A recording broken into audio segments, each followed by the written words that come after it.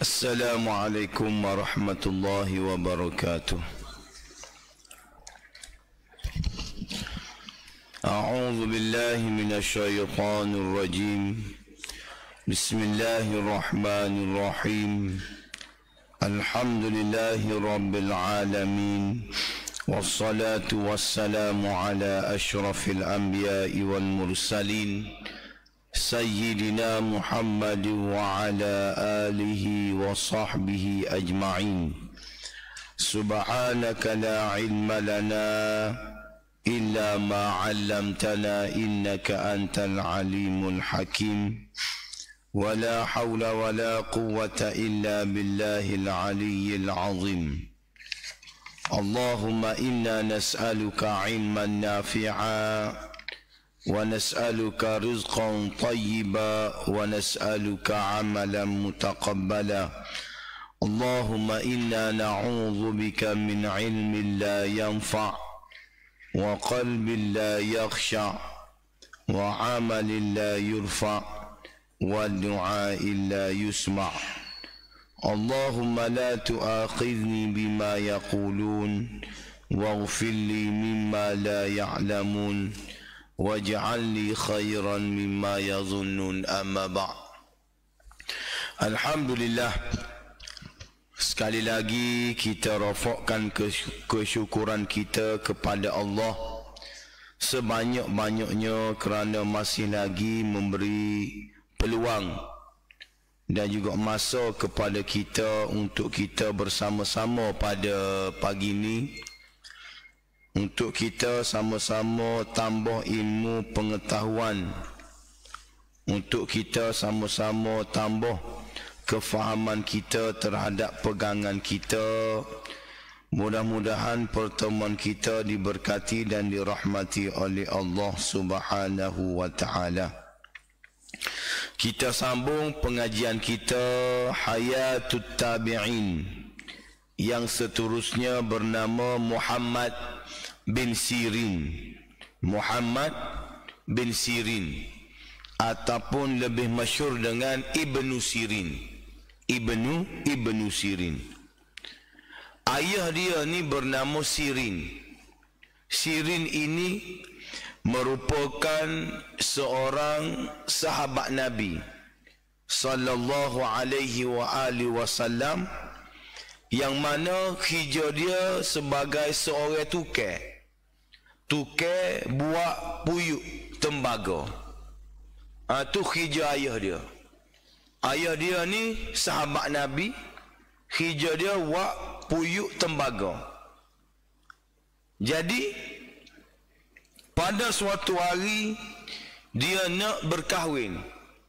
Ni cerita ayah dia. Dia nak berkahwin. Maka pilihan dia adalah hamba kepada Saidina Abu Bakar As-Siddiq radhiyallahu ta'ala anhu, bernama Safiyah. Safiyah ni hamba kepada Saidina Abu Bakar. Dan Safiyah ni perempuan yang cantik lah. Orang tina hok comel, perangai pun comel, akhlak pula terpuji. Maka apabila Sirin ni nak nikah dengan orang panggil hamba dia, maka Abu Bakar ni dia nak kenal lah siapakah Sirin ni. Sirin ni siapa nak nikah dengan hamba dia. Kebetulan hamba dia ni Abu Bakar sayang kerana akhlak dia comel, perangai comel. Maka Abu Bakar ni tanyalah saing-saing dia, tanya orang rapat dengan dia, Sirin ni lagu mana. Maka sahabat-sahabat Nabi kata Sirin ni orang baik, orang juru. Maka mu tak nyesal lah kalau mu beri dia ni nikah dengan Safiyah. Maka akhir sekali Abu Bakar bersetuju untuk mengahwinkan Sirin dengan Safiyah. Berkahwinlah dua orang itu. Maka akhir sekali lahirlah Muhammad bin Sirin. lahirlah Muhammad bin Sirin. Ibnu Sirin ni ataupun Muhammad bin Sirin ni, dia lahir 2 tahun sebelum berakhirnya pemerintahan Uthman bin Affan. Bila 954 Masihi. 954 Masihi lahirlah Muhammad bin Sirin.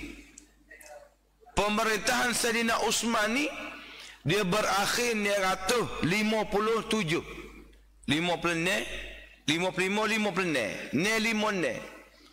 55 berakhirlah pemerintahan Uthman bin Affan. 2 tahun sebelum pada tu 954 Masihi lahirlah Ibnu Sirin. Lahir dia tu dalam keadaan sahabat-sahabat Nabi ni masih ramai lagi.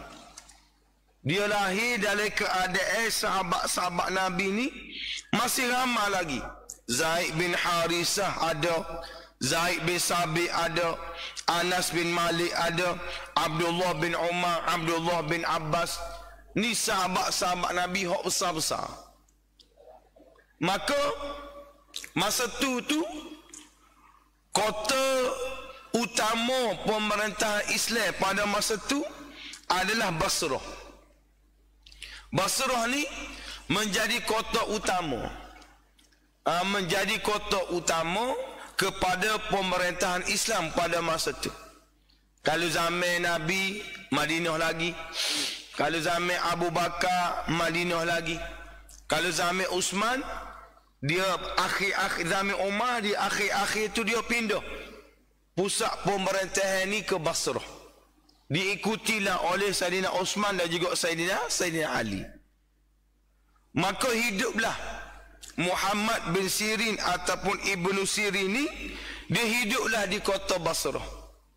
Dia hidup di kota Basrah sebagai orang yang baik, sebagai tabi'in yang baik, yang warak, yang juru, yang orang panggil berkelakuan baik. Kerja dia gapo? Nego. Ibnu Sirin ni pekerjaan dia berniaga. Berniaga pada waktu pagi ia keluar untuk nego.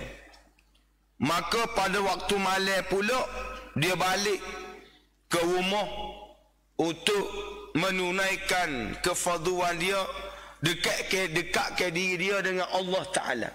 Dia nego balik pagi je. Pagi sampai petang. Malam tu dia balik beribadat kepada Allah. Dia juga dalam masa yang sama dia belajar.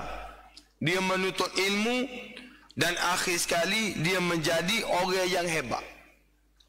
Hebat tu hebat Ibnu Sirin ni, apabila dia pergi pasar, tak kira lah kalau kita pasar Wakaceyih ko, Temel ko, RTC ko mana, orang hok tengok dia tu akan jadi ingat kepada Allah. Orang tengok dia tu, orang jadi ingat kepada Allah, orang jadi takut kepada Allah. Ini kelebihan Ibnu Sirin.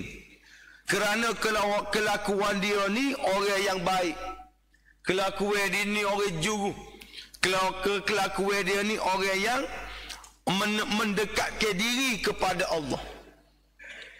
Bukannya orang tengok kita tu ingatlah kepala, nak wajah hak gapo hari ni. Orang tengok kita tu, nak wajah hak gapo kakak ni mari. Wal iazabillah. Orang tengok Ibnu Sirin ni jadi takut kepada Allah, jadi gerung kepada Allah. Jadi orang nak tengok, bila orang tengok kita tu, dia ada dalam kepala dia takut kepada Allah, gerung kepada Allah. Itulah orang panggil, apabila Ibnu Sirin dia masuk ke dalam pasar, dia menego, maka orang dalam tu akan takut kepada Allah, orang akan gerung kepada Allah Subhanahu wa ta'ala. Pepelah pasar ni. Nabi sebut dalam hadis, amu tak ingat lafaz dalam bahasa Arab, tepat hak Nabi paling, tepat hak Allah Ta'ala paling suka adalah masjid. Manakala tempat hak Allah Ta'ala paling benci adalah al-aswaq, pasar. Pasar lah tempat hak paling Allah Ta'ala benci. Sebab apa? Sebab dalam pasar ni macam-macam. Macam-macam orang, macam-macam perangai, macam-macam PA. Tak sama dalam masjid. Dalam masjid ni, dia ada adab dia, dia ada cara dia, dia ada kaedah dia. Kalau di pasar ni, macam-macam lah kita boleh buat. Hak baik tu baik, hak buruk pun banyak. Jadi, bila dia berada di pasar, macam-macam dia dengar. Orang duk ngopak ke orang tu, orang duk royak ke orang ni. Maka dia tutup telinga dia. Dia tutup telinga dia. Lepas tu dia nasihat pula kepada orang-orang hak nego dalam tu, supaya tidak kecek benda-benda hak mengaruh. Tidak kecek benda-benda hak jahat. Pernah berlaku apabila ada seorang nego peniaga dalam tu, dia kecek tentang keburukan si fulan, orang ni. Bila dia dengar, dia pun kata orang ni baik, orang ni juru. Dia menafikan.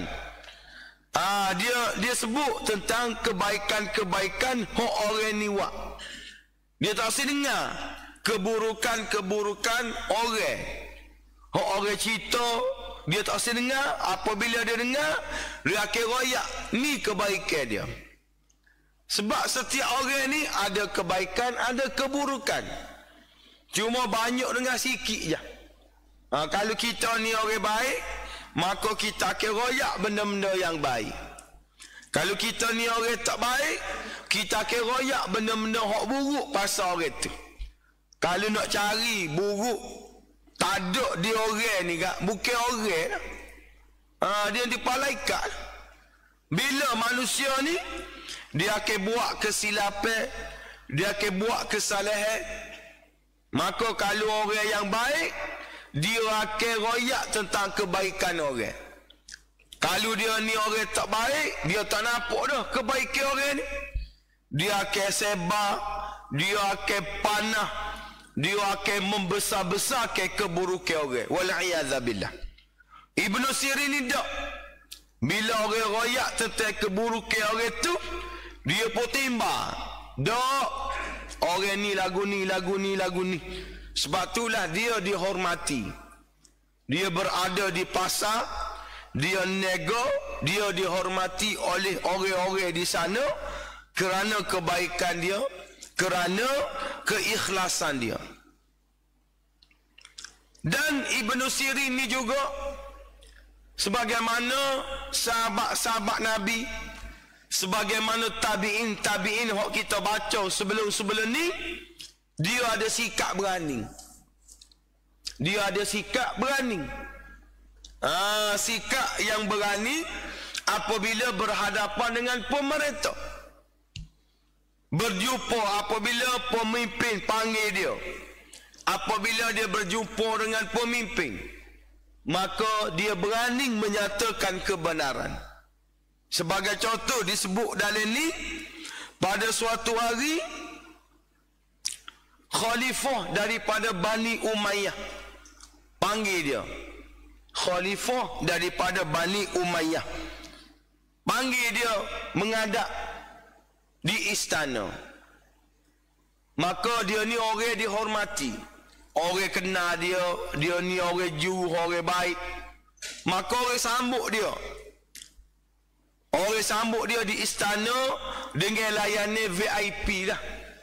Dengan layanan istimewa. Moga dia ni tetamu kerajaan, tetamu khalifah pada masa tu. Maka bila dia sapa, duduk depan khalifah, khalifah tanya dia, bagaimana keadaan Basrah? Bagaimana keadaan kota Basrah ketika mana kamu keluar daripada kota tersebut? Bagaimana keadaan dia? Bagaimana situasi dia? Maka Ibnu Sirin, dia royak, ketika mana aku meninggalkan mereka, aku tengok kezaliman sedang bermaharaja lela. Tetapi kamu tak mengambil berat. Kamu tidak mengambil berat tentang kebaikan mereka, tentang kebajikan mereka. Dia royak lagu tu. Masa aku tinggal kota Basrah ni, banyak benda-benda hak zalim berlaku. Zalim ni macam-macam lah. Tak nanti kau orang panggil benda-benda besar. Benda-benda kecil pun contoh. Orang nego. Dia berlaku zalim kepada pembeli. Zalim juga. Maknanya kezaliman berlaku, tetapi dia tidak ambil berat tentang kebajikan orang di Basrah. Bila dia royak lagu tu, pengawal tengok kepada dia. Moga tak berani nak royak benda hak betul ni. Tak berani. Tapi lagu tu lah keadaan pada hari ni. Takut nak royak. Takut nak royak sebab macam-macam. Takut nak royak sebab macam-macam. Takut dilucuk jawatan. Takut disekak bantuan. Macam-macam keadaan yang berlaku pada hari ini. Kerana apa? Kerana ketidakadilan pemerintah ataupun pemimpin. Apabila dia diberi kuasa, dia guna sepenuhnya kuasa untuk menyekat orang-orang yang nak menegur tentang kebaikan, menegur tentang ketidakadilan pemerintahan mereka. Maka khalifah pada masa itu dia tidak marah, dia tidak melenting, kerana dia kenal Ibnu Sirin ni siapa. Bukannya orang yang tak betul, bukannya orang yang sengaja menimbulkan masalah. Bila Ibnu Sirin royak, benda tu betul. Bukannya benda yang reka-reka, bukan benda fitnah, tidak. Sebab Ibnu Sirin ni dikenali sebagai orang yang warak, orang yang juruh, orang yang menjadi tauladan yang baik kepada orang lain. Siapa khalifah pada masa tu? Bagi hadiah, bagi duit kepada Ibnu Sirin kerana dia ni berkata benar. Tetapi Ibnu Sirin ni tolak. Tak sah. Tak sah hadiah tersebut memadailah dengan apa yang ada kepada dia. Ibnu Sirin ni juga biasalah apabila nego. Orang nego ni dia ada untung, dia ada rugi. Biasalah orang nego ni dia ada untung, ada rugi. Cuma apabila dia mengalami kerugian, janganlah dia buat perkara-perkara hak buruk. Jangan dia buat perkara-perkara yang mengundang kemurkaan Allah. Biasalah hidup ni kita berada di atas, kita berada di bawah. Apabila kita nego, ada untung, ada rugi. Bila rugi, itu adalah ujian daripada Allah Subhanahu wa ta'ala. Sebab itulah baru ni ada semaya ajak di Jambatan Tendung. Sebab banyak sangat lopak. Apa? Ada macam-macam lah. Tekanan dalam hidup, tekanan dalam nego dan juga sebagainya. Dia fikir sikap. Dia fikir sikap. Jadi Ibnu Sirin ni, dia mengalami kerugian juga dalam hidup dia, dalam nego dia. Kita tengok bagaimana contoh dia. Dia telah membeli, orang panggil setung lah, setung minyak. Dia telah beli setung minyak, harga dia 40,000. Setung minyak harga dia 40,000. Dia bayar ansur-ansur. Jadi tong minyak ni bukan sebutir. Ada 2, 3 butir, 4, 5, banyaklah tong-tong tu banyak. Tong-tong minyak. Bukan satu tong, tapi tong-tong minyak dengan harga 40,000. Tiba-tiba dia telah buka satu tong minyak, maka dia dapati dalam tong minyak tersebut adanya bangkai. Adanya bangkai. Tak kira dah bakar kucing ke bakar berapa, ada bangkai. Maka dia kata, kalulah dalam tong ni ada bangkai, maka tong-tong lain pun mesti ada bangkai juga, mesti kotor juga, sebab dia diproses daripada tempat yang sama. Maknanya kita beli dengan satu tuai, ada beberapa tong. Kalau tong ni cemar, maka tong-tong lain pun akan cemar juga, kerana dia diproses pada tempat yang sama. Maka dia kata, aku tak boleh guna, kerana apabila aku guna menyebabkan masalah kepada orang lain, masalah kepada masyarakat lain, aku tak boleh guna. Dia kalau aku semula kepada dia pun, dia akan jual kepada orang lain. Maka akhir sekali dia tahu. Dia tahu tong minyak tadi. Dia tak pergi minta ganti rugi. Bapa warak dia. Ni payah orang nak tiru ni 40,000. 40,000 ni bukan sikit. Dia fikir warak dia, sifat warak dia, sifat juru dia ni, dia tahu tong tadi tanpa dia pergi jumpa dengan tuai hak jual tadi. Kalau aku jumpa pun, kalau aku ambil piti balik, dia tak akan teruk balik. Munggu minyak dia ni. Jadi aku curuh minyak tadi. Utai tak bayar lagi ni. 40,000 duk tengah bayar, tak habis lagi ni. Maka siapa satu masa dia kena bayar hutang dia 40,000 ni, dia tak boleh nak bayar. Dia tak boleh nak bayar muka minyak, dia tahu tak boleh nak jual minyak tu kotor, minyak tu cemar. Maka penjual tadi diripuk ke khalifah. Diripuk kepada khalifah. Dia kata Ibnu Sirin ni menego tak bayar pitih aku 40,000. Orang lain tak tahu masalah yang dia alami. Kalau lah ni gak virus lalu. Tular. Macam-macam lah hari ni. Kedai tak sedap pun tular. Pejabat. Amo tengok semalam. Jabat JPJ. Dia duk marah.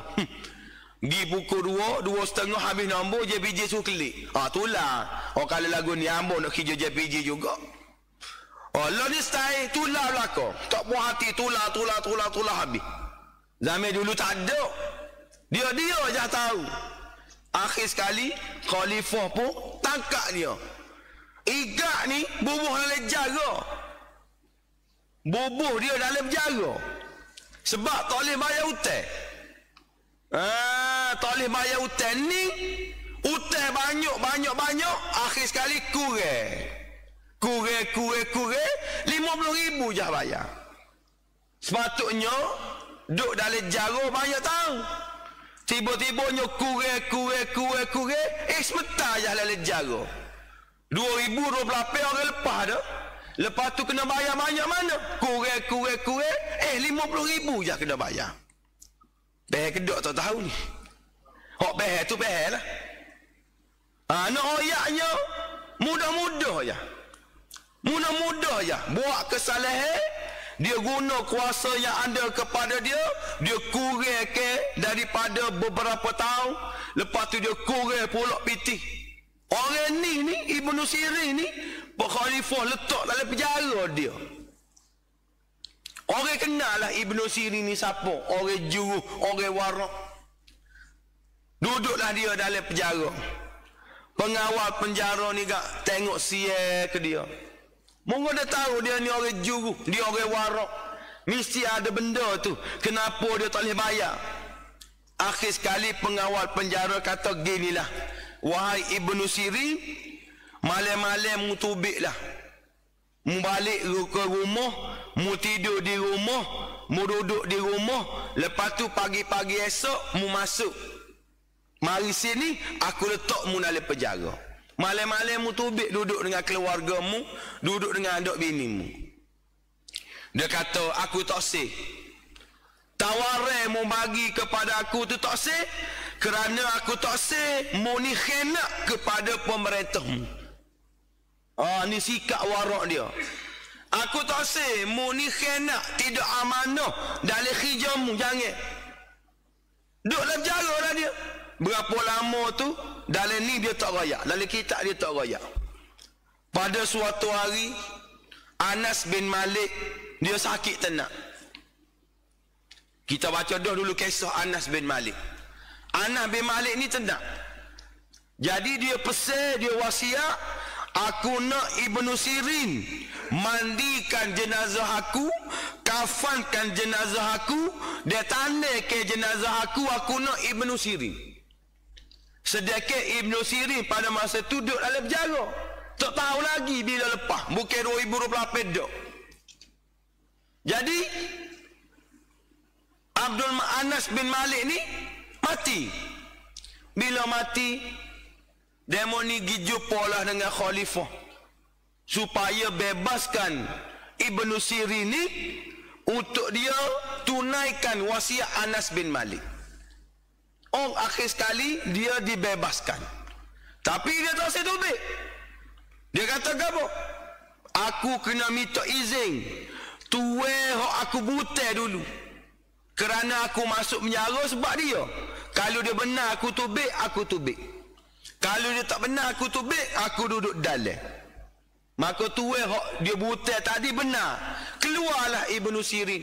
Dia mandi jenazah, dia kafan jenazah, dia tanai ke jenazah Anas bin Malik. Akhir sekali lepas pada tu dia masuk penjara semula. Dia tak singgah pergi rumah dia. Dia tak singgah tengok anak bini dia dok.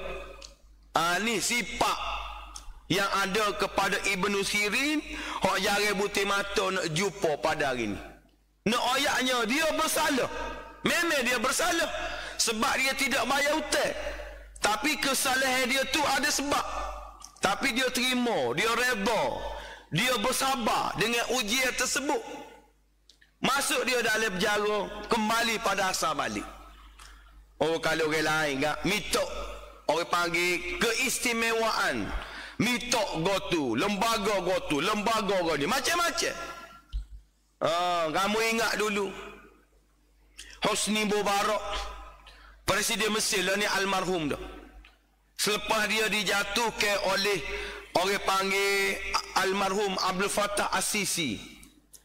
Abdul Fattah As-Sisi jadi Presiden Mesir, Hosni Mubarak masuk penjara. Penjara dia tidak serupa dengan penjara orang lain. Serupa dalam tu serupa hotel dah. Dia bersalah. Tapi bila duduk dalam penjara, serupa dalam hotel dah. Serupa negara kita. Orang-orang VIP, hok ada nama, hok ada pakak, hok besar-besar ni, kalau masuk dalam penjara dia tak sama dengan kita. Hok ada tandah saja, hok ada pak tidur, tak ada. Ada katil, tak ada. Dia ni supaya duduk dalam hotel. Pakai baju pula tidak pakai baju kuning, pakai kuk, pakai tie. Dalam penjara tu. Ni sistem yang ada dalam negara yang tidak berlaku adil kepada pesalah-pesalah. Kalau betul dia bersalah, hukum dia dengan selayak-layaknya lah. Sebab tu Amos sebut baru ni, qadi ni dia ada dua, dia ada tiga jenis. Qadi hok bawa kita ke syurga, qadi hok masuk syurga, dua qadi lagi masuk neraka. Sebab inilah kerana sistem yang tidak adil. Padahal bersama-sama melakukan kesalahan. Tapi kerana dia ni ada pangkat, dia ni ada keistimewaan, ada benda-benda lain, maka dia diberi keampunan, dia dibuat macam-macam untuk lepaskan dia. Ini bukan benda yang betul. di dalam Islam. Sebab itulah lembaga pengampunan ini adalah ahli keluarga dia. Kita ngaji dalam fiqh jinayat, kita belajar dalam fiqh jinayah Islam. Orang ni dia kena bayar ganti rugi. Dia panggil gapo? Sebagai contoh, dia telah melakukan kesalahan hudud, berzina ke, mencuri ke, merompok ke, maka dia ni telah bunuh orang. Qisas, dia panggil qisas. Bukan hudud, qisas. Dia telah bunuh seorang lelaki dan dia telah disabitkan kesalahan. Maka orang lagu ni dia dalam hukum fiqh jenayah Islam, kita kena bunuh balik, bunuh balas. Si A bunuh si B, maka si A bersalah, maka si A ni kita boleh bunuh balas sebagaimana dia bunuh si B. Dalam Islam dia bagi dua jalan keluar. Yang pertama, kalulah tak say bunuh balas, kita bayar ganti rugi. Bila bayar ganti rugi? Setelah ahli keluarga si mati mengampunkan si A tadi. Bukannya suku sakak ampunkan dia, keluarga si mati. Si A bunuh si B, maka keluarga si B kata tak apalah, tak perlu bunuhlah dia, tapi dengan syarat mu kena bayar ganti rugi. Berapa ganti rugi? 100 ekor unta. Kita ni 100 ekor unta kena bayar. Daratlah. Seekor unta berapa ribu lah ni, kali 100. Itu ganti rugi manusia. Kita ngaji lah fiqh jenayah ni, jari ada nilai dia. Jari, gigi ada nilai dia, mata ada nilai dia, telinga ada nilai dia. Hak kita kena bayar. Bukannya orang suku sakak hak ampunkan dia, tapi ahli keluarga si mati yang mengampunkan dosa dia. Mengampunkan bukan dosa, kesalahan dia. Ni orang suku sakak. Tak betul, kerana tidak mengikut Islam. Sebab tu hamba kata banyak sistem dalam negara kita ni tak betul sebab tak ikut Islam. Jadi akhir sekali kucabarah habis. Tapi Ibn Sirin ni dia orang juruh, dia orang adil, dia orang yang warak, maka dia mengikut orang panggil ketetapan yang telah ditetapkan oleh pemerintah pada masa tu.